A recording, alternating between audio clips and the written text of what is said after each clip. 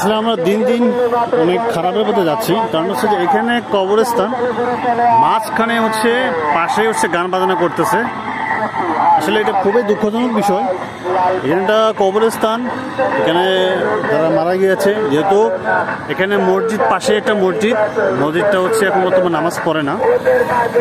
হ্যাঁ, কিন্তু আপনার হচ্ছে পাশে হচ্ছে গান বাজনা করতেছে। আসলে এটা হচ্ছে দিনাজপুর পার্বতী পারখানা মধ্যপাড়া। যাই হোক, আল্লাহ তাআলা সবাইকে মাফ করুক, কারণ প্রতিটি মানুষ তাদের নিজের কর্মের ফল ভক্ষণ করবে, এটা হচ্ছে মূলত কথা। দেখতে পাচ্ছেন খুবই দুঃখজনক একটা বিষয়। কি হচ্ছে, আমাদের হুশ কবে হবে, জ্ঞান কবে হবে, এটা হচ্ছে বড় কথা। দেখতে পাচ্ছেন এটা একটা বিজনেস নিয়ে পড়ছে। এটা এখন সন্ধ্যা, নামাজের সময় হবে, আজান দিবে, প্রায় সন্ধ্যার টাইমে আজান দিবে। আর এখানে হচ্ছে ব্যবসা শুরু করছে। খুবই, এই বিষয়টা খুবই খারাপ। এখানে লটারি, জুয়া, আড্ডা সব কিছু শুরু হয়েছে। এখানে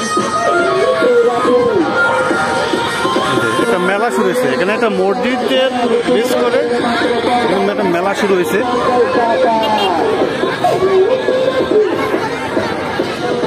এখানে গান বাজনা অলরেডি শুরু হয়ে গেছে, এলো অবস্থা।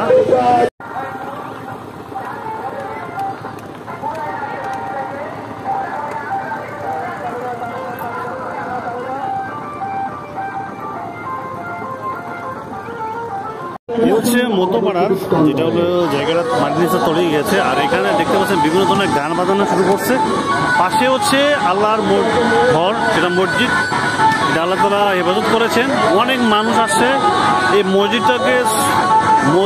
মসজিদের সাথে ছবি তোলার জন্য এবং দেখার জন্য, যেহেতু অনেক ঘর বাড়ি তলে গেছে। তো এই মসজিদটা আছে অক্ষত অবস্থায়।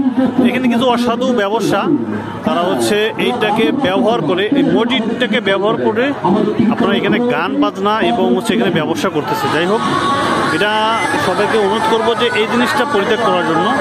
এই জন্য একটা মসজিদকে নিয়ে তারা এই ব্যবসাটা করতেছে, সেখানে কোনো কল্যাণ আসবে না। আর পাশে হচ্ছে কবরস্থান, পাশে হচ্ছে গান বাজনা।